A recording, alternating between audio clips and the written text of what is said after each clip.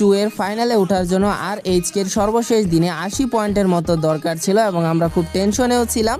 And প্রথম দুইটা match আর HK ভালোভাবেই শেষ করে, কিন্তু তৃতীয় ম্যাচে যখন তারা #12-এ ওয়াইপ আউট হয়ে যায় তখন সবার চিন্তাধারা আবার একদম নেগেটিভ হয়ে যায় যে আর এইচকে হয়তো আর কোয়ালিফাই করতে পারবে না। কিন্তু সবার চিন্তাধারার 12টা বাজিয়ে আর এইচকে তাদের 4 নাম্বার ম্যাচে 43 পয়েন্টের একটা হিউজ ম্যাচ বের করে। এই ভিডিওতে আমরা সেই ম্যাচটি দেখতে চলেছি কিভাবে আর এইচকে এক ম্যাচেই 31 কিলের একটা হিউজ বুইয়া বের করে এক ম্যাচেই তাদের কোয়ালিফিকেশন কনফার্ম করে ফেলে। তো আজকের ভিডিওতে কোনো নির্দিষ্ট লাইক এম নেই, আজকের ভিডিওতে লাইক এম হলো আনলিমিটেড। দেখা যাক তোমরা কত লাইক পূরণ করতে পারো। তো চলো বেশি দেরি না করে আজকের ভিডিওটি শুরু করা যাক। তো এই ম্যাচের শুরুতে আমরা আরএসকে কে কোনো ধরনের ড্রপ ফাইটে এঙ্গেজ হইতে দেখি নাই। তারা স্বাভাবিকভাবে ল্যান্ডিং করছে অ্যান্ড লুট টুট শেষে দেন তারা ফাইটে চলে গেছে।